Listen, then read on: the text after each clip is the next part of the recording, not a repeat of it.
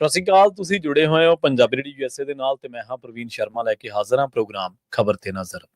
ਖਬਰ ਤੇ ਨਜ਼ਰ ਪ੍ਰੋਗਰਾਮ ਦੇ ਵਿੱਚ ਕੀ ਅਹਿਮ ਤੇ ਕੀ ਖਾਸ ਖਬਰਾਂ ਨੂੰ ਲੈ ਕੇ ਚਰਚਾ ਕਰਨ ਦੇ ਲਈ ਜੁੜ ਚੁੱਕੇ ਨੇ ਪੰਜਾਬ ਤੋਂ ਸੀਨੀਅਰ ਪੱਤਰਕਾਰ ਅਤੇ ਪੰਜਾਬ ਦੇ ਨਾਲ ਸੰਬੰਧਿਤ ਮੁੱਦਿਆਂ ਦਾ ਵਿਵਾਕੀ ਦੇ ਨਾਲ ਵਿਸ਼ਲੇਸ਼ਣ ਕਰਨ ਵਾਲੇ ਪੱਤਰਕਾਰ ਦੀਪਕ ਸ਼ਰਮਾ ਚਨਾਰਥਲ ਜੀ। ਸ਼ਰਮਾ ਸਤਿ ਸ਼੍ਰੀ ਅਕਾਲ, ਸਵਾਗਤ ਹੈ ਜੀ ਪੰਜਾਬੀ ਰੇਡੀਓ ਯੂਐਸਏ ਤੇ। ਸਤਿ ਸ਼੍ਰੀ ਅਕਾਲ ਪ੍ਰਵੀਨ ਜੀ, ਸਾਰੇ ਦਰਸ਼ਕਾਂ ਨੂੰ ਸਰੋਤਿਆਂ ਨੂੰ ਪਿਆਰ ਭਰੀ ਸਤਿ ਸ਼੍ਰੀ ਅਕਾਲ। ਸਤਿ ਸ਼੍ਰੀ ਅਕਾਲ ਜੀ। ਪ੍ਰੋਗਰਾਮ ਦੇ ਵਿੱਚ ਅੱਗੇ ਵਧਣ ਤੋਂ ਪਹਿਲਾਂ ਧੰਨਵਾਦ ਕਰਦੇ ਚੱਲੀਏ ਸਪਾਂਸਰਸ ਦਾ, ਜਿਹੜੇ ਜ਼ਰੀਆ ਬਣਦੇ ਨੇ ਇਹਨਾਂ ਪ੍ਰੋਗਰਾਮਾਂ ਨੂੰ ਤੁਹਾਡੇ ਤੱਕ ਪਹੁੰਚਾਉਣ ਦੇ ਲਈ। ਖਾਲਸਾ ਇੰਸ਼ੋਰੈਂਸ ਏਜੰਸੀ ਵਾਲੇ, ਜਿਨ੍ਹਾਂ ਤੋਂ ਤੁਸੀਂ ਹਰ ਤਰੀਕੇ ਦੀ ਇੰਸ਼ੋਰੈਂਸ ਲੈ ਸਕਦੇ ਹੋ। ਇੰਸ਼ੋਰੈਂਸ ਬਾਰੇ ਪਤਾ ਕਰਨ ਦੇ ਲਈ ਇਹਨਾਂ ਦਾ ਨੰਬਰ ਹੈ 408-272-2500। ਇਹ 1992 ਤੋਂ ਲਗਾਤਾਰ ਇੰਸ਼ੋਰੈਂਸ ਬਿਜ਼ਨਸ ਦੇ ਵਿੱਚ ਸ਼ਾਨਦਾਰ ਸੇਵਾਵਾਂ ਦੇ ਰਹੇ ਨੇ ਤੇ ਅਮਰੀਕਾ ਭਰ ਦੇ ਵਿੱਚ ਇੰਸ਼ੋਰੈਂਸ ਕਰਦੇ ਨੇ। ਓਬਾਮਾ ਕੇਅਰ, ਮੈਡੀਕੇਅਰ ਜਾਂ ਫਿਰ ਕਵਰਡ ਕੈਲੀਫੋਰਨੀਆ ਬਾਬਤ ਪਾਲਿਸੀ ਕਰਵਾਉਣ ਦੇ ਲਈ, ਸਲਾਹ ਲੈਣ ਦੇ ਲਈ ਅੱਜ ਹੀ ਕਾਲ ਕਰੋ 408-272-2500 ਤੇ ਟਰਕੀਅਨ ਇਮੀਗ੍ਰੇਸ਼ਨ ਲਾ ਫਰਮ ਵਾਲੇ ਜੇ ਟਰਕੀਅਨ ਅਟਾਰਨੀ ਟਰਕੀਅਨ ਦੇ ਨਾਲ ਤੁਸੀਂ ਯੂਐਸ ਇਮੀਗ੍ਰੇਸ਼ਨ ਬਾਬਤ ਕੋਈ ਵੀ ਸਲਾਹ ਕਰਨੀ ਹੈ, ਕੋਈ ਵੀ ਸਵਾਲ ਪੁੱਛਣਾ ਤੇ ਇਹਨਾਂ ਦਾ ਨੰਬਰ ਹੈ 415-909-0503।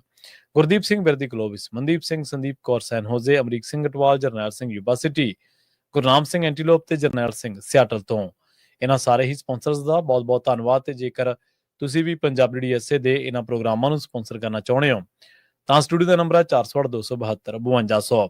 ਅੱਜ ਦਾ ਇਹ ਖਬਰ ਤੇ ਨਜ਼ਰ ਪ੍ਰੋਗਰਾਮ ਸਾਲ 2025 ਦੀ 24 ਸਤੰਬਰ ਦਾ ਪ੍ਰੋਗਰਾਮ ਹੈ ਤੇ ਦਿਨ ਅੱਜ ਬੁੱਧਵਾਰ ਹੈ। ਖਬਰਾਂ ਦੀ ਸ਼ੁਰੂਆਤ ਕਰੀਏ ਸ਼ਰਮਾ ਜੀ ਪੰਜਾਬ ਸਰਕਾਰ ਤੋਂ। ਕੈਪਟਨ ਅਮਰਿੰਦਰ ਸਿੰਘ ਤੇ ਬਾਦਲ ਦੇ ਵੇਲੇ ਇਹ ਫਰੇਜ਼ ਬੜਾ ਫੇਮਸ ਹੋਇਆ ਵਾ, ਪੰਜਾਬ ਸਰਕਾਰੇ ਤੇਰੇ ਵਾਰੇ ਨਿਆਰੇ। ਹੁਣ ਜਦੋਂ ਕੋਈ ਇਸ ਤਰ੍ਹਾਂ ਦਾ ਹੈਰਾਨੀਜਨਕ ਫੈਸਲਾ ਕਰਦੇ ਸੀ ਤਾਂ ਅਖਬਾਰਾਂ ਕੁਛ ਇਸ ਤਰੀਕੇ ਦੇ ਨਾਲ ਲਿਖਦੀਆਂ ਸੀ।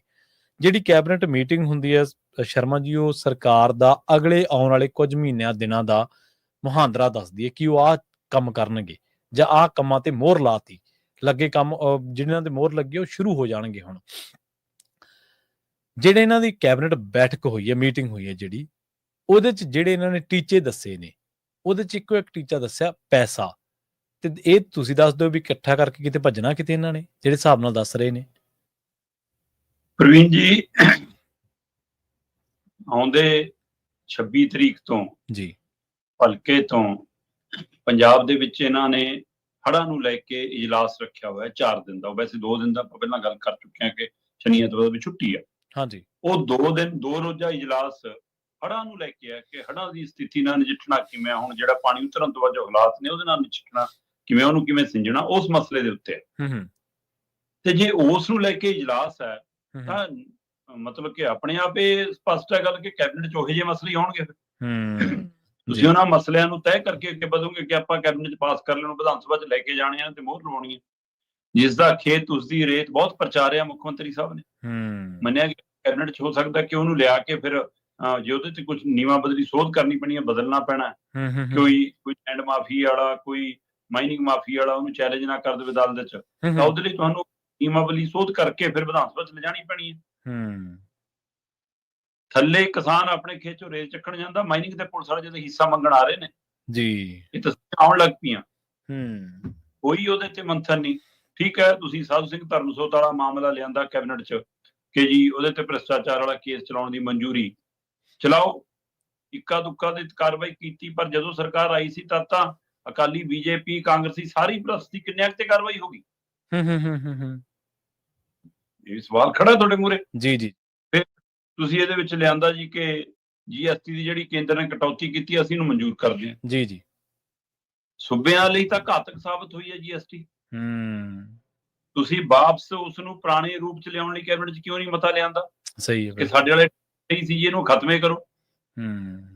ਉਲਟਾ ਇਹ ਲੋਕਾਂ ਲਈ ਰਾਹਤਕਾਰੀ ਹੋਈ ਹੈ ਕਿ ਨਹੀਂ ਹੋਈ ਪਤਾ ਨਹੀਂ ਮੈਨੂੰ, ਕਿਉਂਕਿ ਦੁਕਾਨਦਾਰਾਂ ਨੇ ਲਗਭਗ ਓਨਾ ਕੁ ਮੁੱਲ ਫੇਰ ਵਧਾਤਾ ਚੀਜ਼ਾਂ ਦਾ ਤੇ ਦੁਕਾਨਦਾਰ ਓਨਾ ਕੁ ਮੁੱਲ ਲੈ ਰਹੇ ਨੇ ਜਿੰਨਾ ਕੁ ਪਹਿਲਾਂ ਜਾਂਦਾ ਸੀ। ਲੋਕਾਂ ਨੂੰ ਸਿੱਧੀ ਰਾਹਤ ਮਿਲਦੀ ਦਿਖ ਨਹੀਂ ਰਹੀ, ਖਾਸ ਕਰਕੇ ਘਰੇਲੂ ਚੀਜ਼ਾਂ ਚ। ਪਰ ਤੁਸੀਂ ਕੇਂਦਰ ਦੀ GST ਕਟੌਤੀ ਨੂੰ ਕੈਬਨਿਟ ਚ ਪਹਿਲੇ ਹੱਲੇ ਹੀ ਮਨਜ਼ੂਰ ਕਰ ਲਿਆ ਕਿ ਸਾਨੂੰ ਮਨਜ਼ੂਰ ਹੈ ਜੀ। ਇਹਦੇ ਨਾਲ ਸੂਬਾਈ ਘਾਟਾ ਜਿਹੜਾ ਪੈਣਾ ਉਹਦੇ ਲਈ ਪੂਰਤੀ ਲਈ ਕੋਈ ਗੱਲ ਕੀਤੀ? ਬਿਲਕੁਲ ਸਹੀ, ਕਿਸੇ ਨਹੀਂ ਕੋਈ ਇਹੀ ਜਿਹੀ ਗੱਲ। ਠੀਕ ਹੈ ਜੀ, NIA ਦੇ ਮਾਮਲੇ ਲਗਾਤਾਰ ਵੱਧ ਰਹੇ ਨੇ ਜੀ, ਇਸ ਲਈ ਵਿਸ਼ੇਸ਼ ਅਦਾਲਤ ਮੋਹਾਲੀ ਚ ਸਥਾਪਿਤ ਹੋਊਗੀ ਜੀ, ਅਸੀਂ ਇਹ ਵੀ ਫੈਸਲਾ ਕਰ ਲਿਆ। ਪਰ ਇਸ ਕੈਬਨਿਟ ਦੇ ਵਿੱਚ ਇੱਕ ਤਾਂ ਸ਼ੈਲਰ ਵਾਲਿਆਂ ਨੂੰ, ਵਪਾਰੀਆਂ ਨੂੰ, ਉਹਨਾਂ ਦੇ ਫੈਕਟਰੀਆਂ ਲਾਉਣ ਨੂੰ ਅਸੀਂ ਰਾਹ ਖੋਲ ਰਹੇ ਹਾਂ ਜੀ। ਇਹ ਜਿਹੜਾ ਹੜ੍ਹਾਂ ਦੇ ਨਾਂ ਦੇ ਉੱਤੇ ਫੰਡ ਲੈਣਾ ਹੈ, ਇਹ ਆਪਾਂ ਪਹਿਲਾਂ ਹੀ ਗੱਲ ਕਰ ਰਹੇ ਸੀ ਕਿ ਪੁਰਾਣੇ ਦਵੇ ਮਾਮਲੇ ਸਾਰੇ ਕਲੀਅਰ ਕਰਨਗੇ ਕੋਈ ਫਾਈਲਾਂ ਕਲੀਅਰ ਹੋਣਗੀਆਂ? ਕੀ ਇਹ ਜਿਹੜੇ ਉਦਯੋਗਪਤੀ ਆ ਰਹੇ ਨੇ ਵਾਇਆ ਸੰਜੀਵ ਅਰੋੜਾ, ਉਹ ਆਪਣੇ ਕੰਮ ਕਰਾਉਣ ਲਈ ਰਾਹ ਖੋਲਣਗੇ, ਇੱਧਰੋਂ ਅਸੀਂ ਪੈਸਾ ਫੜਾਵਾਂਗੇ ਜੀ, ਇੱਧਰੋਂ ਸਾਡੇ ਓਕੇ ਕਰ ਦਿਓ ਸਾਰੇ ਕੰਮ, ਇਸ ਲਈ ਹੋਏ ਨੇ? ਸਹੀ ਹੈ। ਇਹ ਖਰੜਾ ਉਹਨਾਂ ਦਾ ਕਿ ਤੁਹਾਡਾ? ਪਰ ਇਹ ਤੋਂ ਵੀ ਗਾਂ ਦਰਸ਼ਕਾਂ ਨੂੰ, ਸਰੋਤਿਆਂ ਨੂੰ ਯਾਦ ਹੋਊਗਾ ਜਦੋਂ ਇਹ ਲੈਂਡ ਪੂਲਿੰਗ ਲੈ ਕੇ ਆਈ ਸੀ, ਮੈਂ ਉਸ ਦਿਨ ਗੱਲ ਕੀਤੀ ਸੀ ਕਿ ਭਾਈ ਲੈਂਡ ਪੂਲਿੰਗ ਰਾਹੀਂ ਜ਼ਮੀਨ ਤਾਂ ਚਲੀ ਜਾਣੀ ਹੈ, ਜ਼ਮੀਨ ਦਾ ਮੁੱਲ ਵੀ ਜਿਹੋ ਜਿਹਾ ਮਿਲਣਾ ਨਹੀਂ ਮਿਲਣਾ ਉਹ ਹਿਸਾਬ ਵੱਖਰਾ, ਪਰ ਜਿਹੜੇ ਉਹਦੇ ਵਿੱਚ ਪਹੇ ਆ ਜਾਣੇ ਆ, ਉਹ ਚ ਖਾਲਾਂ ਆ ਜਾਣੀਆਂ, ਉਹਨਾਂ ਦਾ ਕੀ ਕਰਨਾ? ਸਹੀ ਹੈ। ਕੱਲ ਸਰਕਾਰ ਨੇ ਇੱਕ ਬੜਾ ਫੈਸਲਾ, ਬਹੁਤ ਸਿਆਣਾ, ਪਰ ਉਹ ਚ ਹਿੱਤ ਆਪਣਾ ਸਿਰਫ ਪੈਸੇ ਦਾ। ਕੱਲ ਇਹਨਾਂ ਨੇ ਕੈਬਨਿਟ ਚ ਕਿਹਾ ਕਿ ਡੀਸੀਆਂ ਨੂੰ ਅਸੀਂ ਹਦਾਇਤ ਕਰਦੇ ਹਾਂ ਕਿ ਜਿਹੜੇ ਨਗਰ ਨਿਗਮ, ਨਗਰ ਕੌਂਸਲ ਦੀ ਪਿੰਡਾਂ ਦੀ ਸ਼ਾਮਲਾਤਾਂ, ਸਾਂਝੀਆਂ ਥਾਵਾਂ ਜਿਹੜੀਆਂ ਪ੍ਰੋਜੈਕਟਾਂ ਚ ਆਈਆਂ ਜਾਂ ਪਿੰਡਾਂ ਦੀ ਜ਼ਮੀਨ ਕਿਸੇ ਪ੍ਰੋਜੈਕਟਾਂ ਚ ਆਈ, ਉਹ ਐਕਵਾਇਰ ਹੋਣ ਤੇ ਤਾਂ ਮੁੱਲ ਮਿਲ ਗਿਆ, ਜੇ ਸਾਂਝੀ ਆ ਤਾਂ ਪੰਚਾਇਤ ਨੂੰ ਮਿਲ ਗਿਆ, ਜੇ ਕਿਸੇ ਦੀ ਨਿੱਜੀ ਆ ਤਾਂ ਉਹਨੂੰ ਮਿਲ ਗਿਆ। ਪਰ ਉਸ ਪ੍ਰੋਜੈਕਟ ਦੇ ਵਿੱਚ ਉਹ ਜ਼ਮੀਨਾਂ ਆਉਣ ਦੇ ਨਾਲ ਨਾਲ ਜਿਹੜੀਆਂ ਉਹਦੇ ਵਿੱਚ ਖਾਲਾ, ਸੂਏ, ਕੱਸੀਆਂ, ਮਤਲਬ ਕਿ ਸਾਡੇ ਜਿਵੇਂ ਮਤਲਬ ਕਿ ਪਾਹਾ, ਉਹ ਜਿਹੜੀਆਂ ਸਾਂਝੀਆਂ ਥਾਵਾਂ ਆਈਆਂ, ਉਹਦਾ ਤਾਂ ਮੁੱਲੇ ਨਹੀਂ ਤਾਰਿਆ ਕਿਸੇ ਨੇ। ਸਹੀ ਗੱਲ ਹੈ, ਬਿਲਕੁਲ। ਉਹ ਤਾਂ ਐਂ ਹੀ ਪ੍ਰੋਜੈਕਟ ਵਾਲਿਆਂ ਨੇ ਦੱਬ ਲੀਆਂ ਕਿ ਉਹਦਾ ਡਾਟਾ ਕੱਢੋ ਜੀ, ਉਹ ਇਕੱਠਾ ਕਰਕੇ ਤੇ ਫਿਰ ਉਹ ਤੋਂ ਪੈਸੇ ਵਸੂਲੋ ਜੀ ਉਹਨਾਂ ਤੋਂ, ਕੰਪਨੀਆਂ ਤੋਂ। ਮਤਲਬ ਡੀਸੀ ਰੇਟ ਤਾਂ 2.5 ਗੁਣਾ ਤਾਂ ਨਾਰਮਲ ਹੈ, ਆਪਾਂ ਇੰਨਾ ਲੈਣਾ। ਤੇ ਹੁਣ ਉਹਦੇ ਹਿਸਾਬ ਨਾਲ ਮਹਾਲੀ ਖੇਤਰ ਦੇ ਵਿੱਚ ਕਹਿੰਦੇ 100 ਏਕੜ ਤੋਂ ਉੱਪਰ ਜ਼ਮੀਨ ਬਣਦੀ ਹੈ ਜੀ, ਕੁੱਲ 100 ਏਕੜ ਬਣ ਜਾਂਦਾ, ਜਿੰਨਾ ਮਹਾਲੀ ਹੁਣ ਤੱਕ ਅਕਵਾਇਰ ਕਰ ਲਿਆ ਗਿਆ, ਉਹਦੀਆਂ ਜੇ ਆ ਸਾਰੀਆਂ ਚੀਜ਼ਾਂ ਜੋੜ ਲਓ ਤੁਸੀਂ, ਤੇ ਉਹਦਾ ਫਿਰ ਕੀਮਤ ਦੇਖੋ ਕਿੰਨੀ ਬਣਨੀ ਹੈ। ਤੇ ਪੂਰੇ ਪੰਜਾਬ 'ਚ ਜਿਹਨਾਂ ਪਿੰਡਾਂ ਦੀ, ਖੇਤਰਾਂ ਦੀ ਜ਼ਮੀਨ ਆਈ ਹੋਊਗੀ, ਉਹਦੇ ਵਿੱਚ ਖਾਲਾਂ, ਕੱਸੇ, ਸੂਏ, ਚੋਏ ਜਾਂ ਮਤਲਬ ਕਿ ਪਹੇ, ਇਹ ਸਾਰੀ ਜ਼ਮੀਨਾਂ ਕਿੰਨੀਆਂ ਬਣਨੀਆਂ ਜੀ? ਕਈ ਏਕੜ ਬਣ ਜਾਣੀਆਂ। ਚੰਗੀ ਗੱਲ ਹੈ ਜੇ ਇਹ ਪੈਸਾ ਉਹਨਾਂ ਤੋਂ ਲਿਆ ਜਾਵੇ, ਕਿਉਂਕਿ ਜ਼ਿਆਦਾਤਰ ਤਾਂ ਬਿਲਡਰਾਂ ਨੇ ਕਬਜ਼ੇ ਕੀਤੇ ਨੇ, ਉਦਯੋਗਪਤੀਆਂ ਨੇ ਜ਼ਮੀਨਾਂ ਹਾਇਰ ਕੀਤੀਆਂ ਨੇ, ਉਹਨਾਂ ਦੇ ਕੰਟਰੋਲ 'ਚ ਪੈਸਾ ਲਓ, ਉਹਨਾਂ ਤੋਂ ਵਸੂਲੋ। ਪਰ ਇਹਦੀ ਜ਼ਮੀਨ ਸੀ ਸਾਂਝੀ, ਜੇ ਪਿੰਡ ਦੀ ਸੀ ਤਾਂ ਪਿੰਡ ਦਾ ਪੈਸਾ, ਜੇ ਨਗਰ ਨਿਗਮ ਦੀ ਸੀ ਤਾਂ ਨਗਰ ਨਿਗਮ ਦਾ ਪੈਸਾ। ਸਰਕਾਰ ਕਿੱਥੋਂ ਆ ਗਈ ਵਿੱਚ? ਸਹੀ ਹੈ। ਸਰਕਾਰ ਇਹਦੇ ਵਿੱਚ ਕੀ ਕਰੂਗੀ? ਸਹੀ ਹੈ। ਸਰਕਾਰ ਕਹਿੰਦੀ ਜੀ ਇਹ ਪੈਸਾ ਅਸੀਂ ਕਢਾਵਾਂਗੇ, 50% ਸਾਡਾ। ਠੀਕ ਹੈ। ਜਦੋਂ ਇਹ ਲੈਂਡ ਪੂਲਿੰਗ ਲੈ ਕੇ ਆਪਾਂ ਤਦ ਵੀ ਗੱਲ ਕੀਤੀ ਕਿ ਇਹਨਾਂ ਦਾ ਮਕਸਦ ਸਿਰਫ ਪੈਸਾ ਇਕੱਠਾ ਕਰਨਾ ਹੈ। ਇੱਕ ਨੰਬਰ 'ਚ ਕੁਝ ਖਜ਼ਾਨੇ 'ਚ ਆਵੇ, 2 ਨੰਬਰ ਸਾਡੇ ਵਾਲਾ ਬਲੈਕ ਤੋਂ ਵਾਈਟ ਹੋਵੇ, ਇਹ ਤਰੀਕਾਕਾਰ ਸਾਬਤ ਹੋਣ ਜਾ ਰਿਹਾ ਹੈ। ਕਿਉਂਕਿ ਇਹਨਾਂ ਨੂੰ ਲੱਗਦਾ ਕਿ ਉਹਦੇ ਰਾਹੀਂ ਅਸੀਂ 1100 ਵਾਲਾ ਵੋਟ ਬੈਂਕ ਖਰੀਦਣਾ ਬੀਬੀਆਂ ਵਾਲਾ। ਸਹੀ ਹੈ। ਉਹ ਪ੍ਰਵਾਨ ਨਹੀਂ ਚੜਿਆ। ਫਿਰ ਇਹ ਆਏ ਜੀ ਕਿ ਅਸੀਂ ਆਪਣੀਆਂ ਜਿਹੜੇ ਰੈਸਟ ਹਾਊਸ, ਗੈਸਟ ਹਾਊਸ, ਕੋਈ ਸਾਂਝੀਆਂ ਸਰਕਾਰੀ ਜ਼ਮੀਨਾਂ, ਜਾਇਦਾਦਾਂ, ਕੁਝ ਉਹ ਗਹਿਣੇ ਪਾ ਦਿੰਦੇ ਆ। ਫਿਰ ਇਹ ਆਏ ਕਿ ਪਿੰਡਾਂ ਦੀ ਸ਼ਾਮਲਾਟ ਦਾ ਹਿਸਾਬ ਲਓ ਕਿੰਨਾ ਹੈ, ਉਹਨਾਂ ਕੰਨੀ ਨੂੰ ਵਧੇ। ਫਿਰ ਇਹ ਹਾਲ ਹੀ ਚ ਆਏ ਕਿ 288 ਪਿੰਡ ਨੇ ਜਿਨ੍ਹਾਂ ਦੀਆਂ ਜਾਇਦਾਦਾਂ ਪ੍ਰੋਜੈਕਟਾਂ ਰਾਹੀਂ ਵਿਕੀਆਂ ਹੋਈਆਂ ਨੇ, ਪੈਸਾ ਉਹਨਾਂ ਦੀਆਂ ਐਫਡੀਆਂ ਰੂਪ ਚ ਬੈਂਕਾਂ ਖਾਤਿਆਂ 'ਚ ਪਿਆ, 5% ਉਹਨਾਂ ਤੋਂ ਲਓ। ਸਹੀ ਹੈ। ਤੇ ਹੁਣ ਮੈਂ ਜਦੋਂ ਇਹ 5% ਤੱਕ ਆਏ ਸੀ, ਮੈਂ ਕਿਹਾ ਸੀ ਕਿ ਜੇ ਰਾਹ ਖੁੱਲ ਗਿਆ ਫਿਰ ਇਹ ਗਾਂ ਪੱਕਾ ਹੋ ਜਾਊਗਾ ਸੀ। ਹੁਣ ਇਹ 5 ਤੋਂ ਸਿੱਧੇ 50 ਤੇ ਆ ਰਹੇ ਨੇ। ਔਰ ਇਸ ਦੇ ਬਰਾਬਰ ਹੀ ਹੜ੍ਹਾਂ ਦੇ ਲਈ ਲਿਸਟਾਂ ਬਣਾ ਕੇ ਫੋਨ ਕਰ ਰਹੇ ਨੇ। ਠੀਕ ਹੈ ਬਈ, ਜੇ ਸਰਕਾਰ ਦਾ ਫੈਸਲਾ ਹੈ ਤਾਂ ਉਹ ਚ ਮਨੀਸ਼ ਸਿਸੋਦੀਆ, ਸਤਿੰਦਰ ਜੈਨ, ਜਿਹੜਾ ਆਪ ਕੱਲ ਈਡੀ ਨੇ ਫਿਰ ਟੰਗਤਾ ਕਿ ਹਾਂ ਜੀ ਉਹਦੀ 7 ਕਰੋੜ ਤੋਂ ਉੱਪਰ ਦੀ ਜਾਇਦਾਦ ਅਸੀਂ ਜ਼ਬਤ ਕਰਨੀ ਆ, ਹੈਨਾ। ਉਹ ਸਤਿੰਦਰ ਜੈਨ ਤੇ ਇਹਨਾਂ ਦਾ ਦਿੱਲੀ ਵਾਲਿਆਂ ਦਾ ਇੱਕ ਕੇਜਰੀਵਾਲ ਤੇ ਸਿਸੋਦੀਆ ਦਾ ਫਿੱਲਾ ਹੈ, ਕੋਈ ਚੌਹਾਨ, ਦੀਪਕ ਚੌਹਾਨ, ਉਹ ਫੋਨ ਕਰ ਰਹੇ। ਉਹ ਕਿਸ ਹੈਸੀਅਤ ਨਾਲ ਫੋਨ ਕਰਦੇ ਨੇ ਜੀ? ਉਹ ਕੀ ਲੱਗਦੇ ਆ ਸਰਕਾਰ ਦੇ? ਸਰਕਾਰੀ ਕੰਮ ਦੇ ਲਈ ਉਹ ਕਿਵੇਂ ਪੈਸੇ ਮੰਗ ਸਕਦੇ ਆ? ਅਸਲ 'ਚ ਸਰਕਾਰੀ ਕੰਮ ਹੈ ਨਹੀਂ। ਸਹੀ ਹੈ। ਅਸਲ 'ਚ ਤੁਸੀਂ ਰੰਗਲਾ ਪੰਜਾਬ ਨਾਂ ਦੀ ਕੋਈ ਸੁਸਾਇਟੀ ਬਣਾ ਕੇ ਉਹ 'ਚ ਪੈਸਾ ਗੋਲ ਕਰ ਰਹੇ ਹੋ। ਹਿਸਾਬ ਇਹਨਾਂ ਦਾ ਬਵੇ ਉਸੇ ਤਰ੍ਹਾਂ ਜਿਵੇਂ ਮੋਦੀ ਦਾ ਪੀਐਮ ਕੇਅਰ ਫੰਡ ਬਣਾਇਆ। ਮਤਲਬ ਜਿਹੜਾ ਵੀ ਤਰੀਕਾ ਤੁਹਾਡਾ ਨਿਕਲਦਾ ਉਹ 'ਚੋਂ ਪੈਸਾ ਵਸੂਲੀ ਨਿਕਲ ਰਹੀ ਹੈ।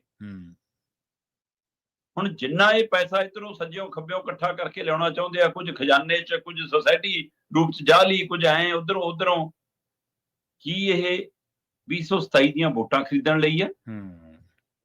ਜਾਂ ਇਹਨਾਂ ਨੂੰ ਲੱਗਦਾ ਕਿ 2027 ਸਾਡਾ ਤੰਬੂ ਤਾਂ ਪੱਟਿਆ ਜਾਣਾ, ਉਹ ਤੋਂ ਪਹਿਲਾਂ ਇਕੱਠਾ ਕਰਕੇ ਭਾਜੀਏ। ਜਾਂ ਤਾਂ ਇਹ ਪੰਜਾਬ 'ਚ ਅਗਲੀ ਚੋਣ ਸਿਰਫ ਤੇ ਸਿਰਫ ਪੈਸੇ ਦੇ ਦਮ ਤੇ ਲੜਨਗੇ, ਮੁੱਦਿਆਂ ਦੇ ਉੱਤੇ ਪਿਛਲੀ ਵਾਰ ਵੀ ਨਹੀਂ ਸੀ, ਪਰ ਫਿਰ ਵੀ ਗਰੰਟੀਆਂ ਸੀ। ਇਸ ਵਾਰ ਗਰੰਟੀਆਂ ਵੀ ਇਹੀ ਜਿਹੀਆਂ ਹੋਣਗੀਆਂ ਕਿ ਆਪਾਂ ਖਰੀਦ ਲਈਏ ਵੋਟ ਸਾਰੀ, ਸਹੀ ਬਿਲਕੁਲ ਜੀ। ਜਾਂ ਫਿਰ ਪ੍ਰਵੀਨ ਜੀ ਇਹ ਇਸ ਵਾਰ ਭੱਜਣਗੇ ਪੰਜਾਬ 'ਚੋਂ ਪੈਸਾ ਇਕੱਠਾ ਕਰਨ। ਵੱਡਾ ਸਵਾਲ ਇਹ ਖੜਾ ਹੈ। ਦੇਖੋ ਜੇ ਵੋਟਾਂ ਮੁੱਲ ਲੈਣ ਦਾ ਇਹ ਭਰਮ ਵਹਿਮ ਪਾਲੀ ਬੈਠੇ ਨੇ, ਨੋ ਡਾਊਟ ਚਲੋ ਸਿਆਸਤਦਾਨਾਂ ਨੂੰ ਪਤਾ ਹੀ ਹੁੰਦਾ ਵੀ ਕਿੱਥੇ ਕਿੰਨੀ ਕੁ ਵੋਟ ਵਿਕਦੀ ਆ, ਪਰ ਮੈਜੋਰਟੀ ਵੋਟ ਪੰਜਾਬ ਦੇ ਵਿੱਚ ਵਿਕਾਊ ਨਹੀਂ ਹੈ। ਜੇ ਵਿਕਾਊ ਹੁੰਦੀ ਤਾਂ ਇਸ ਤੋਂ ਕਈ ਗੁਣਾ ਜ਼ਿਆਦਾ ਅਮੀਰ ਬੰਦੇ ਪੰਜਾਬ ਦੀ ਸੱਤਾ ਤੋਂ ਲਾਂਭੇ ਹੋ ਗਏ, ਨਹੀਂ ਤਾਂ ਉਹ ਉਹਨਾਂ ਆਏ ਨਾ ਹੁੰਦੇ। ਹਾਂ ਫਿਰ ਇਹ ਆਏ ਨਾ ਹੁੰਦੇ, ਹਾਂਜੀ ਫਿਰ ਇਹ ਆਏ ਨਾ ਹੁੰਦੇ। ਬਿਲਕੁਲ ਇਹਨਾਂ ਦੀ ਬੁਨਿਆਦ ਜਿਹੜੀ ਹੈ, ਜੇ ਇਸ ਤਰ੍ਹਾਂ ਦੀ ਵੋਟ ਵਿਕ ਕੇ ਪੰਜਾਬ 'ਚ ਸਰਕਾਰ ਬਣਦੀ ਹੁੰਦੀ ਤਾਂ ਫਿਰ ਇਹਨਾਂ ਦੀ ਵਾਰੀ ਨਹੀਂ ਸੀ ਆਉਣ ਦੇਣੀ ਕਿਸੇ ਨੇ। ਅਗਲੀ ਗੱਲ ਇਹਨਾਂ ਦੀ ਵੀ ਕਰ ਲਈਏ, ਸ਼ਰਮਾ ਜੀ ਕਹਿੰਦੇ ਰਾਜ ਸਭਾ ਦੀ ਚੋਣ ਹੈ ਤੇ ਉਸ ਤੋਂ ਬਾਅਦ ਹੁਣ ਪਿੱਛੇ ਵੀ ਇਹ ਇਲਜ਼ਾਮ ਲੱਗੇ ਸੀਗੇ ਵੀ ਧਨਾੜ ਲੋਕਾਂ ਨੂੰ, ਅਮੀਰਾਂ ਨੂੰ ਸੀਟਾਂ ਵੇਚਤੀਆਂ ਰਾਜ ਸਭਾ ਦੀਆਂ, ਤੇ ਕੀ ਇਸ ਵਾਰੀ ਵੀ ਬੋਲੀ ਲੱਗੂਗੀ? ਬਿਲਕੁਲ ਜੀ, ਸਵਾਲ ਬਹੁਤ ਵਾਜਬ ਹੈ ਜੀ। ਪੰਜਾਬ ਦੀਆਂ 7 ਰਾਜ ਸਭਾ ਸੀਟਾਂ ਨੇ, 7 ਦੇ ਵਿੱਚੋਂ 2 ਤਾਂ ਦਿੱਲੀ ਵਾਲਿਆਂ ਨੂੰ ਦਿੱਤੀਆਂ ਹੈ ਨਾ, ਤੇ 1 ਸੰਤ ਬਲਵੀਰ ਸਿੰਘ ਸਿੰਚਿਆ ਨੂੰ ਦਿੱਤੀ, ਤੇ 4 ਵਾਰ ਤਾਂ ਲੋਕ ਸ਼ਰੇਆਮ ਗੱਲਾਂ ਕਰਦੇ ਨੇ ਜੀ ਕਿ ਤਾਂ ਬੋਲੀ ਲੱਗੀ ਹੈ। ਤੇ ਸੰਜੀਵ ਅਰੋੜਾ ਨੇ ਛੱਡਣ ਤੋਂ ਪਹਿਲਾਂ MLA ਜਿੱਤ ਕੇ ਮੰਤਰੀ ਤੱਕ ਦੇ ਉਹਦੇ ਤੇ ਜਾਣ ਤੱਕ ਛੱਡੀ ਨਹੀਂ ਸੀ। ਅਗਲਾ ਕਹਿੰਦਾ ਕਿ ਪਤਾ ਨਹੀਂ ਤੁਹਾਡਾ ਤਾਂ ਜੀ ਤੁਸੀਂ ਕੀ ਕਰੋ, ਪਰ ਉਹਨਾਂ ਚੋਂ ਕੋਈ ਵੀ ਮੈਨੂੰ ਦੱਸ ਦਿਓ ਕਿ ਜਿਹੜਾ ਪੰਜਾਬ ਦੀ ਨੁਮਾਇੰਦਗੀ ਕਰਨ ਦੇ ਕਾਬਿਲ। ਜੀ ਜੀ। ਰਾਜ ਸਭਾ ਇਹ ਰਾਜ ਦੀ ਨੁਮਾਇੰਦਗੀ ਕਰਦੀ ਸਭਾ ਹੈ, ਤੁਸੀਂ ਸੂਬੇ ਦੇ ਨੁਮਾਇੰਦੇ ਹੋ, ਕਿਸੇ ਇੱਕ ਖੇਤਰ ਹਲਕੇ ਦੇ ਲੋਕ ਸਭਾ ਦੇ ਮੰਗ ਹਲਕਾ ਨਹੀਂ ਆ ਤੁਹਾਡਾ ਕੋਈ। ਤੁਸੀਂ ਸੂਬੇ ਦੀ ਨੁਮਾਇੰਦਗੀ ਕਰਨੀ ਆ, ਉੱਥੇ ਉਹੋ ਜਿਹੇ ਚਿਹਰੇ ਹੋਣੇ ਚਾਹੀਦੇ ਨੇ ਜਿਹੜੇ ਸੂਬਿਆਂ ਨੂੰ ਪਰਨਾਏ ਹੋਣ, ਸੂਬਿਆਂ ਦੇ ਮੁੱਦਿਆਂ ਦੀ ਸਮਝ ਰੱਖਦੇ ਹੋਣ, ਸੂਬੇ ਦੀ ਪੈਰਵੀ ਕਰ ਸਕਣ ਉੱਥੇ। ਪਰ ਅਜਿਹਾ ਨਹੀਂ ਹੁੰਦਾ।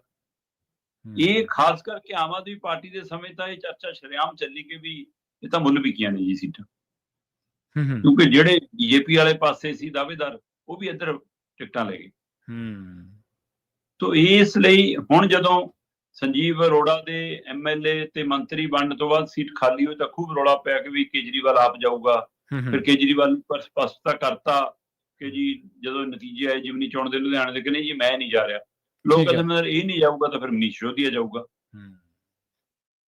ਅਜੇ ਵੀ ਯਕੀਨ ਨਹੀਂ ਗਾ ਇਹਨਾਂ ਦਾ, ਜਦੋਂ ਕਿ ਹੁਣ ਪੰਜਾਬ 'ਚ ਜਿਹੋ ਜਿਹਾ ਮਾਹੌਲ ਹੈ ਉਹ ਜਿਹੇ 'ਚ ਮੈਨੂੰ ਨਹੀਂ ਲੱਗਦਾ ਕਿ ਆਮ ਆਦਮੀ ਪਾਰਟੀ ਇਹ ਰਿਸਕ ਲੈ ਸਕੇ ਕਿ ਲੈ ਵੀ ਆਪਾਂ ਦਿੱਲੀ ਵਾਲਾ ਭੇਜ ਦਿੰਨੇ ਆ, ਕੋਈ ਬਾਹਰੀ ਭੇਜ ਦਿੰਨੇ ਆ, ਹੈ ਨਾ। ਪਰ ਉਹਦੇ ਬਾਵਜੂਦ ਵੀ ਨਾ ਯਕੀਨ ਨਹੀਂ, ਇੰਨੇ ਬੇਸ਼ਰਮ ਨੇ ਕਿ ਕੁਝ ਵੀ ਕਰ ਸਕਦੇ ਆ। ਹਾਂ, ਪਰ ਜੇ ਲੋਕਲ ਵੀ ਭੇਜਣਾ, ਕੀ ਕਿਸੇ ਵਰਕਰ ਦੀ ਵਾਰੀ ਆਊ?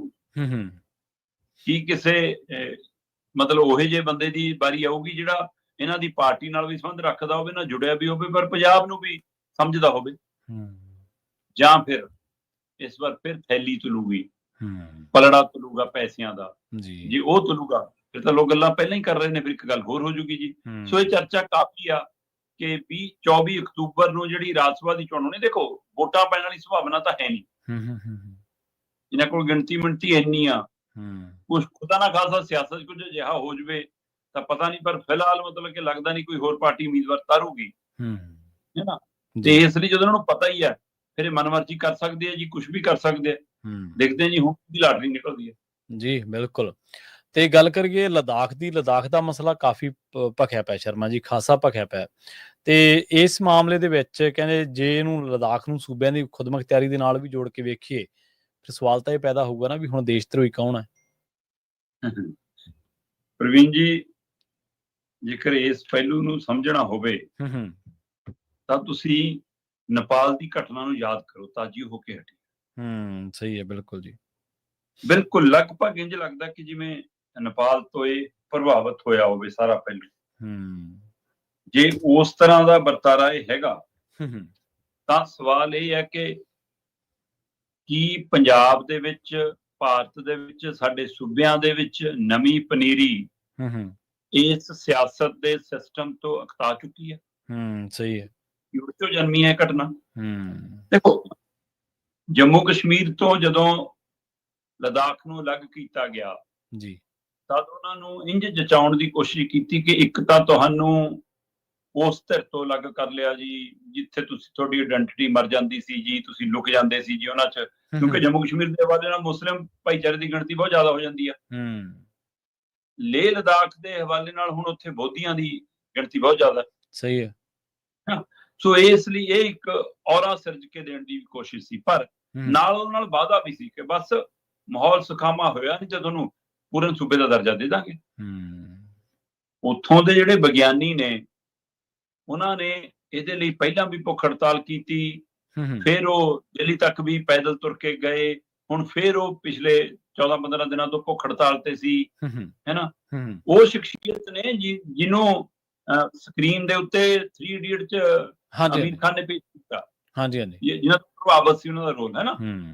ਉਹ ਸ਼ਖਸੀਅਤ ਦੁਬਾਰਾ ਜਦੋਂ ਇਸ ਦੇ ਲਈ ਭੁੱਖ ਹੜਤਾਲ ਤੇ ਬੈਠੀ ਕਿ ਵੀ ਸਾਨੂੰ ਸੰਪੂਰਨ ਸੂਬੇ ਦਾ ਦਰਜਾ ਦਿਓ, ਸਾਡਾ ਹੱਕ ਬਣਦਾ ਹੈ, ਸਾਨੂੰ ਸੰਵਿਧਾਨਕ ਤੌਰ ਤੇ ਮਾਨਤਾ ਦਿਓ, ਤੇ ਦੂਸਰਾ ਉਹਨਾਂ ਦਾ ਕਹਿਣਾ ਸੀਗਾ ਵੀ ਤੁਸੀਂ ਜਿਵੇਂ ਇੱਥੇ ਸਾਰਾ ਕੁਝ ਉਜਾੜੀ ਜਾਂਦੇ ਹੋ, ਇਹ ਮੁਲਕ ਦੇ ਫੇਫੜੇ ਨੇ, ਤੁਸੀਂ ਸਾਡਾ ਖਿਆਲ ਨਹੀਂ ਕਰਨਾ, ਸਾਡਾ ਫਿਕਰ ਨਹੀਂ ਕਰਨਾ, ਮੁਲਕ ਦਾ ਤਾਂ ਖਿਆਲ ਕਰ ਲਓ।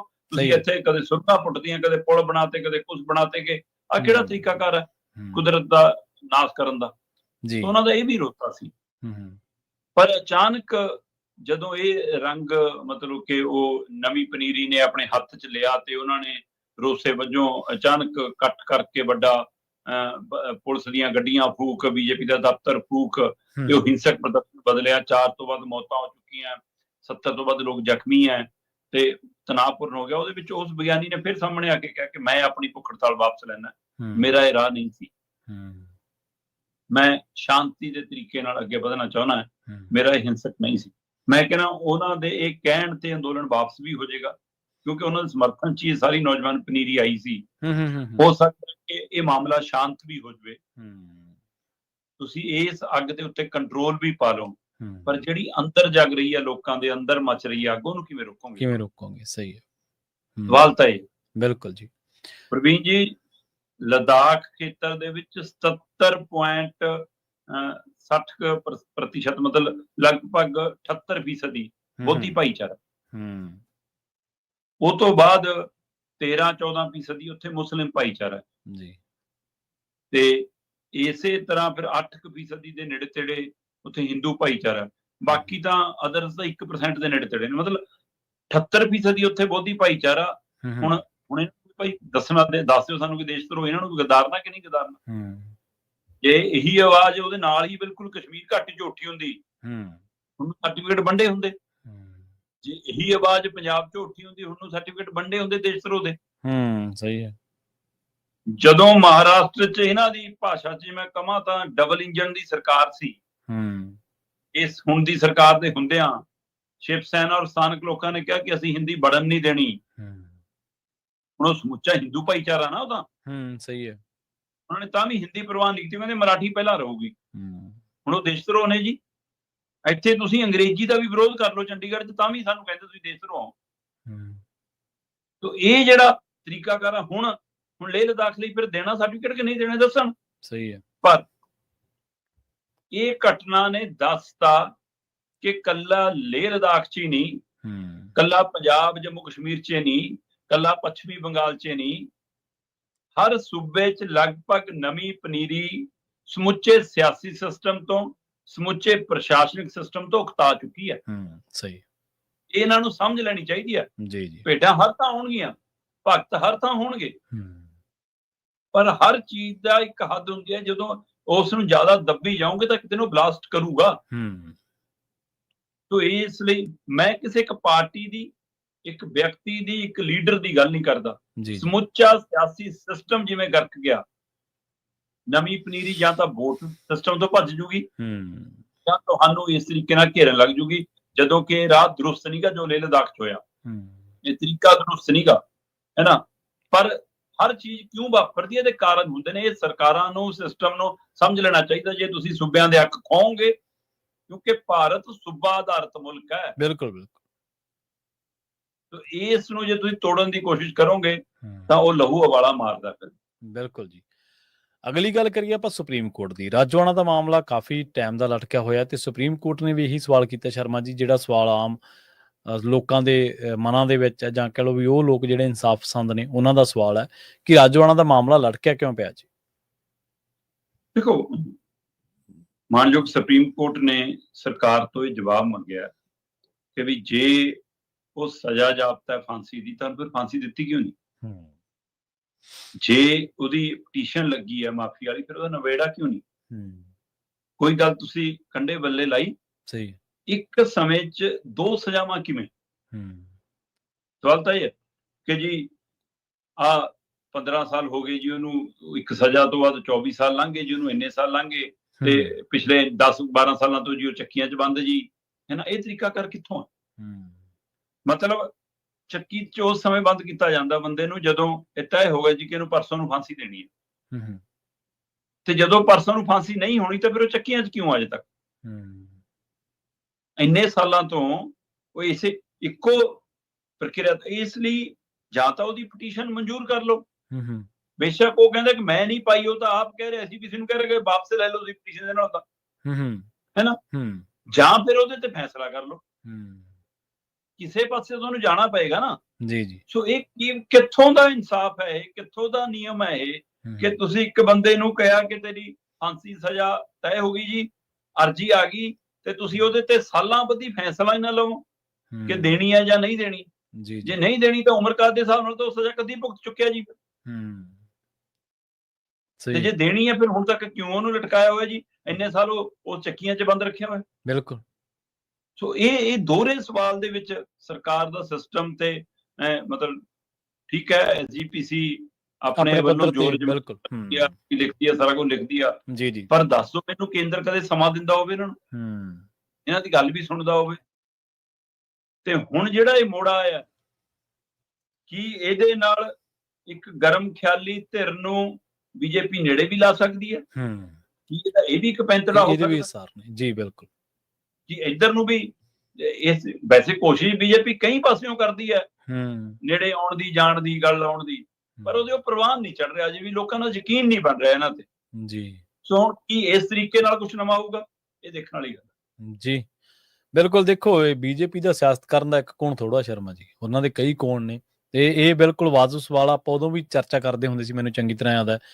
ਤੁਸੀਂ ਆਪਾਂ ਇੱਕ ਦਿਨ ਗੱਲ ਵੀ ਕੀਤੀ ਸੀ, ਤੁਸੀਂ ਕਿਹਾ ਸੀ ਵੀ ਜਿਹੜੀ ਐਸਜੀਪੀਸੀ ਦਾ ਪ੍ਰਧਾਨ ਇੱਕ ਇੰਨੀ ਹੈਸੀਅਤ ਰੱਖਦਾ ਸੀਗਾ ਵੀ ਸਰਕਾਰਾਂ ਨੂੰ ਪਹਿਲੇ ਬੋਲ ਟਾਈਮ ਦਿੰਦੀਆਂ ਸੀਗੀਆਂ, ਤੇ ਅੱਜ ਉਹ ਮੰਗ ਰਹੇ ਨੇ ਸਮਾਂ, ਤੇ ਅੱਜ ਉਹ ਟਾਈਮ ਹੀ ਨਹੀਂ ਦੇ ਰਹੇ। ਕਿੱਥੇ ਅਸੀਂ ਕਿੱਥੇ ਤੋਂ ਕਿੱਥੇ ਆ ਗਏ ਆ? ਆਪਾਂ ਉਸ ਦਿਨ ਸਵਾਲ ਖੜਾ ਕੀਤਾ ਸੀਗਾ। ਜਾਂਦੇ ਜਾਂਦੇ ਗੱਲ ਕਰੀਏ ਪੰਜਾਬ ਦੇ 2 ਰੇਲਵੇ ਪ੍ਰੋਜੈਕਟਾਂ ਦੀ। ਇਹ ਰੇਲਵੇ ਪ੍ਰੋਜੈਕਟ ਇਕੱਲੇ ਰੇਲਵੇ ਪ੍ਰੋਜੈਕਟ ਨਹੀਂ ਗੇ, ਇਹ ਬਾਦਲਾਂ ਦੀ ਜਿਹੜੀ ਅਜ਼ਾਰੇਦਾਰੀ ਹੈ ਟਰਾਂਸਪੋਰਟ ਦੇ ਮਾਮਲੇ ਦੇ ਵਿੱਚ, ਜਿਹੜੇ ਉਹਨਾਂ ਨੂੰ ਸਿਆਸੀ ਦੋਸ਼ ਤਕਰੀਬਨ ਉਹਨਾਂ ਤੇ 2007-8 ਤੋਂ ਲੱਗ ਰਹੇ ਨੇ, 2025 ਦੇ ਵਿੱਚ ਵੀ ਉਹ ਬਰਕਰਾਰ ਨੇ ਕਿਸੇ ਨਾ ਕਿਸੇ ਰੂਪ ਦੇ ਵਿੱਚ, ਉਹਨੇ ਬਨਾਮ ਕਿਹਾ ਜਾ ਰਹੇ ਨੇ। ਕਹਿੰਦੇ ਪੰਜਾਬ ਦੇ ਜਿਹੜੇ 2 ਰੇਲਵੇ ਪ੍ਰੋਜੈਕਟ ਨੇ, ਇਹ ਬਾਦਲਾਂ ਦੀ ਔਰਬਿਟ, ਤੇ ਇਹ ਦੋਨੇ ਆਪਸ ਦੇ ਵਿੱਚ ਇੱਕ ਦੂਜੇ ਦੇ ਵਿਰੋਧੀ ਨੇ, ਅਪੋਜ਼ਿਟ ਨੇ। ਪ੍ਰਵੀਨ ਜੀ, ਅਜੇ ਤੱਕ ਵੀ ਮਾਲਵਾ ਖੇਤਰ ਵਾਇਆ ਪਟਿਆਲਾ ਜੀ ਸਿੱਧਾ ਰੇਲਵੇ ਲਾਈਨ ਰਾਹੀਂ ਚੰਡੀਗੜ੍ਹ ਨਾਲ ਨਹੀਂ ਜੁੜਿਆ। ਬਿਲਕੁਲ ਸਹੀ ਹੈ। ਮਤਲਬ ਤੁਹਾਨੂੰ ਜੇ ਆਉਣਾ ਪਊਗਾ ਤਾਂ ਉਧਰੋਂ ਘੁੰਮ ਕੇ ਅੰਬਾਲੇ ਆ ਜਾਓ, ਫਿਰ ਚਾਹੇ ਚੰਡੀਗੜ੍ਹ ਨੂੰ ਆ ਜਾਓ ਟ੍ਰੇਨ ਫੜ ਕੇ, ਤਾਂ ਮੋਹਾਲੀ ਨੂੰ ਚੱਲ ਜਾਓ। ਮਤਲਬ ਜੇ ਅੰਬਾਲੇ ਤੋਂ ਵੀ ਵਾਇਆ ਰੇਲਵੇ ਤੁਸੀਂ ਆਉਣਾ ਹੈ ਤਾਂ ਮੋਹਾਲੀ ਆਉਣਾ ਹੀ ਤੁਹਾਨੂੰ 60 ਕਿਲੋਮੀਟਰ ਪੈ ਜਾਂਦਾ ਹੈ। ਸਹੀ ਹੈ, ਬਿਲਕੁਲ। ਹੈ ਨਾ। ਜਦੋਂ ਕਿ ਜੇ ਉਧਰੋਂ ਆਉਣਾ ਹੋਵੇ ਰਾਜਪੁਰੇ ਤੋਂ 18 ਕਿਲੋਮੀਟਰ ਦੀ ਲਾਈਨ ਆ ਜੁੜ ਰਹੀ ਹੈ, ਤੇ 15-20 ਕਿਲੋਮੀਟਰ ਉਧਰੋਂ ਅੰਬਾਲੇ ਤੋਂ ਰਾਜਪੁਰ ਹੈ। ਤੇ ਇਸ ਤਰੀਕੇ ਨਾਲ ਤੁਸੀਂ ਦੇਖੋ ਤਾਂ ਉਹ ਸਿੱਧਾ ਰੂਟ ਕਿਉਂ ਨਹੀਂ ਜੁੜਿਆ? ਪਿਛਲੇ 50 ਸਾਲਾਂ ਤੋਂ ਇਹ 18 kilometre Rajpura to Mohali railway line ਮਨਜ਼ੂਰ ਹੋਣ ਦੇ ਬਾਵਜੂਦ ਵੀ, ਹੈ ਨਾ, ਪ੍ਰੋਜੈਕਟ ਹੋਣ ਦੇ ਬਾਵਜੂਦ ਵੀ ਕਦੇ ਸਿਰੇ ਨਹੀਂ ਚੜੀ। ਕਿਉਂ ਨਹੀਂ ਚੜੀ? ਕਿਉਂਕਿ ਬਾਦਲਾਂ ਦੀ ਔਰਬਿਟ ਆਉਂਦੀ ਹੈ ਇਸ ਰੂਟ ਤੇ। ਸਹੀ ਹੈ। ਮਾਲਵੇ ਨੂੰ ਚੰਡੀਗੜ੍ਹ ਲਿਆਉਣ ਦਾ ਕੰਮ ਬਾਦਲਾਂ ਦੀ ਬੱਸ ਕਰਦੀ ਹੈ, ਤੇ ਇਸ ਲਈ ਜੇ ਇਹ ਪ੍ਰਵਾਨ ਚੜ੍ਹਦੇ ਨੇ, ਲਿੰਕ ਜੁੜਦਾ ਹੈ ਕਿ ਰਾਜਪੁਰੇ ਤੋਂ ਮੋਹਾਲੀ ਜੁੜ ਗਿਆ ਤੇ ਗਾਂ ਫਿਰ ਵਾਇਆ ਅੰਬਾਲਾ ਹੋ ਕੇ ਸਿੱਧਾ ਉਧਰ ਨੂੰ ਜੁੜ ਗਿਆ, ਤਾਂ ਕੰਮ ਗਿਆ। ਪਰ ਹੁਣ ਦੋਵਾਂ ਦਾ ਕੇਂਦਰੀ ਮੰਤਰੀ ਸਾਹਿਬ ਨੇ ਐਲਾਨ ਕੀਤਾ, ਨਾਲ ਰਵਨੀਤ ਬਿੱਟੂ ਵੀ ਸਿਹਰਾ ਬੰਨਣ ਲਈ ਨਾਲੇ ਖੜੇ ਸੀ ਕਿ ਮੇਰਾ ਤਾਂ ਕਿਹਾ ਮੋਦੀ ਮੋੜਦੇ ਹੀ ਨਹੀਂ ਗਏ, ਕਿ ਲਓ ਕਰਤਾ ਫਿਰੋਜ਼ਪੁਰ ਤੋਂ ਇੱਕ ਵਾਇਆ ਅੰਬਾਲਾ ਦਿੱਲੀ ਨੂੰ ਜੋੜਨ ਵਾਲੀ ਅਸੀਂ ਵੰਦੇ ਭਾਰਤ ਚਲਾਤੀ, ਇਹਦਾ ਮਤਲਬ ਚੰਡੀਗੜ੍ਹ ਵੀ ਜੋੜ ਲਾਂਗੇ ਅਸੀਂ ਏਦਾਂ, ਤੇ ਇੱਧਰੋਂ ਅਸੀਂ Rajpura to Mohali railway line ਜੋੜਤੀ। ਕਿਉਂਕਿ ਬਠਿੰਡਾ ਖੇਤਰ ਤੋਂ, ਡੱਬ ਵਾਲੀ ਖੇਤਰ ਤੋਂ, ਸੁਨਾਮ, ਸੰਗਰੂਰ, ਮਾਨਸਾ, ਉਧਰੋਂ ਸਾਰਿਓਂ ਹਰ ਰੋਜ਼ ਕਿੰਨੇ ਹੀ ਲੋਕ ਚੰਡੀਗੜ੍ਹ ਆਉਂਦੇ ਨੇ, ਵਾਇਆ ਬੱਸ ਆਉਂਦੇ ਨੇ, ਉਹ ਤਾਂ ਵਿਚਾਰੇ ਅਜੇ ਤੱਕ ਵੀ। ਮਤਲਬ ਡੇਲੀ ਨੌਕਰੀ ਪੇਸ਼ਾ ਲੋਕ ਵੀ ਆਉਂਦੇ ਆ। ਸਹੀ ਗੱਲ ਹੈ। ਤਾਂ ਅਦਾਲਤ 'ਚ ਜਿਨ੍ਹਾਂ ਨੇ ਆਉਣਾ, ਹਾਈ ਕੋਰਟ ਜਿਨ੍ਹਾਂ ਨੇ ਉਹ ਆਉਂਦੇ ਆ। ਜਵਾਕ ਕੰਮ ਕਰਨ ਲਈ, ਪੇਪਰ ਦੇਣ ਲਈ, ਕੁਛ ਕਰਨ ਲਈ ਆਉਂਦੇ ਆ। ਮਤਲਬ ਜੇ ਰੇਲਵੇ ਲਾਈਨ ਜੁੜ ਜਾਵੇ ਤਾਂ ਇੱਕ ਤਾਂ ਰਾਹਤ ਹੈ ਲੋਕਾਂ ਲਈ ਖਰਚੇ ਪੱਖੋਂ, ਦੂਸਰਾ ਇਹਦੇ ਨਾਲ ਮਤਲਬ ਕਿ ਸਫ਼ਰ ਸੁਖਾਵਾਂ ਹੋ ਜਾਂਦਾ, ਆਸਾਨ ਹੋ ਜਾਂਦਾ, ਬਜ਼ੁਰਗਾਂ ਲਈ ਵਧੀਆ ਬਾਥਰੂਮ ਹੈ ਜੀ, ਇਹ ਸਾਰਾ ਕੁਛ। ਤੋ ਇਸ ਨੂੰ ਕੀ ਔਰਬਿਟ ਰੋਕਦੀ ਰਹੀ, ਕਿਉਂਕਿ ਮਨਮੋਹਨ ਸਿੰਘ ਹੋਰੀ ਖੁਦ ਕਹਿੰਦੇ ਸੀ ਕਿ ਬਾਦਲ ਜਿੰਨੀ ਵਾਰ ਮੇਰੇ ਕੋਲ ਆਏ ਪੰਜਾਬ ਦੀ ਤਾਂ ਕੋਈ ਲੈਣੇ ਨਹੀਂ ਆਏ, ਆਪਣੇ ਲਈ ਆਉਂਦੇ ਸੀ।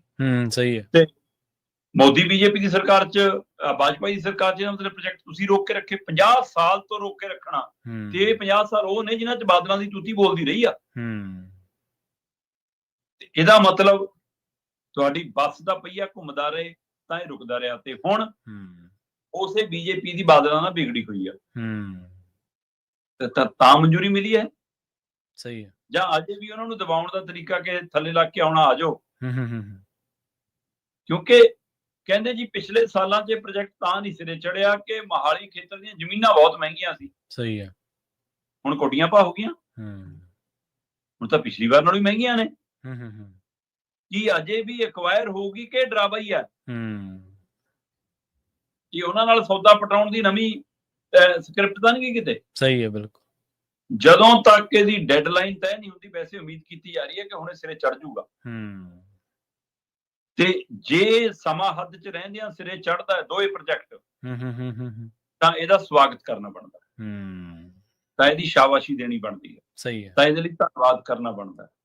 ਹਾਂ, ਜੇ ਇਹਦੇ ਪਿੱਛੇ ਅਜੇ ਵੀ ਗੰਧਲੀ ਸਿਆਸਤ ਹੈ, ਫਿਰ ਉਹਦੇ ਤੇ ਵੀ ਗੱਲ ਪੁੱਜੂਗੀ, ਚਿੰਤਾ ਨਾ ਕਰੋ, ਅੱਜ ਨਹੀਂ ਤਾਂ ਕੱਲ੍ਹ ਨੂੰ ਉਜਾਗਰ ਹੋ ਜਾਊਗਾ ਸਾਰਾ ਕੁਝ। ਬਿਲਕੁਲ। ਹਾਂ, ਜੇ ਸਿਹਰੇ ਦੀ ਉਹ ਗੱਲ ਹੈ ਤਾਂ ਫਿਰ ਧਰਮਵੀਰ ਗਾਂਧੀ ਨੂੰ ਵੀ ਯਾਦ ਰੱਖਣਾ ਪੈਣਾ, ਮੀਤ ਹੇਅਰ ਨੂੰ ਵੀ ਯਾਦ ਕਰਨਾ ਪੈਣਾ, ਇਹਨਾਂ ਪਿਛਲੀਆਂ ਸਰਕਾਰਾਂ ਦੇ ਮੰਤਰੀਆਂ ਦੀਆਂ ਲੱਗੀਆਂ ਚਿੱਠੀਆਂ ਵੀ ਯਾਦ ਰੱਖਣੀਆਂ ਪੈਣੀਆਂ, ਤੇ ਬਿੱਟੂ ਜੀ ਤੇ ਜਿਹਨਾਂ ਨੇ ਰੋਲ ਨਿਭਾਇਆ ਤਾਂ ਉਹਨਾਂ ਦਾ ਵੀ ਧੰਨਵਾਦ। ਹਾਂਜੀ, ਦੇਖੋ ਬਿਲਕੁਲ, ਮੀਤ ਹੇਅਰ ਤਾਂ ਚਲੋ ਹੁਣ ਮੈਂਬਰ ਪਾਰਲੀਮੈਂਟ ਬਣੇ ਨੇ, ਡਾਕਟਰ ਧਰਮਵੀਰ ਗਾਂਧੀ ਖਾਸੇ ਚਿਰ ਤੋਂ ਲੱਗੇ ਹੋਏ ਨੇ। ਉਹ ਕਹਿੰਦੇ ਮੈਂ 2017 ਦਾ ਪਾਸ ਕਰਾਇਆ ਹੋਇਆ ਪ੍ਰੋਜੈਕਟ। ਹਾਂਜੀ, ਬਿਲਕੁਲ, ਉਹਨਾਂ ਨੇ 17 ਦਾ, ਤੁਸੀਂ ਦੇਖੋ ਵੀ ਇੰਨੀ ਲੌਬੀ ਤਕੜੀ ਹੈ ਇਹ। ਇੱਕ MP ਨੇ 8 ਸਾਲ ਹੋ ਗਏ ਪ੍ਰੋਜੈਕਟ ਪਾਸ ਕਰਾਏ ਨੂੰ, ਇੱਕ MP ਵੱਲੋਂ, ਬਿਲਕੁਲ, ਤੇ ਹਜੇ ਤੱਕ ਨਹੀਂ ਉਹਨਾਂ ਦੇ ਪੈਰ ਲੱਗ ਰਹੇ। ਹੁਣ ਕਿਤੇ ਜਾ ਕੇ ਜੇ ਕੇਂਦਰ ਨੇ ਕਿਤੇ ਇਸ ਮਸਲੇ ਦੇ ਉੱਤੇ, ਦੂਜਾ ਜਿਹੜਾ ਥੋੜਾ ਸਿਆਸੀ ਪੈਂਤਰ ਹੈ ਆਪਣਾ। ਹਾਂਜੀ, ਹਾਂ, ਤਾਂ ਹੈ, ਬਿਲਕੁਲ। ਤੇ ਇਹਦੇ ਨਾਲ ਹੀ ਮਾਲਵੇ ਨੂੰ ਖੁਸ਼ ਕਰਕੇ ਵੋਟ ਬੈਂਕ ਵੀ ਦੇਖ ਰਹੇ ਹੋ ਨਾ। ਹਾਂਜੀ, ਬਿਲਕੁਲ, ਬਿਲਕੁਲ। ਦੂਜੀ ਗੱਲ, ਜਿਹੜਾ ਤੁਸੀਂ ਫਿਰੋਜ਼ਪੁਰ ਵਾਲਾ ਜ਼ਿਕਰ ਕੀਤਾ, ਇਹਦੇ ਵਿੱਚ ਕੋਈ ਦੋ ਰਾਏ ਨਹੀਂ ਕਿ ਰੂਰਲ ਜਿਹੜੀ ਆਬਾਦੀ ਹੈ ਭਾਰਤ ਦੀ, ਪੇਂਡੂ ਆਬਾਦੀ, ਉਹ ਚੰਡੀਗੜ੍ਹ ਤੋਂ ਦੂਰ ਹੈ।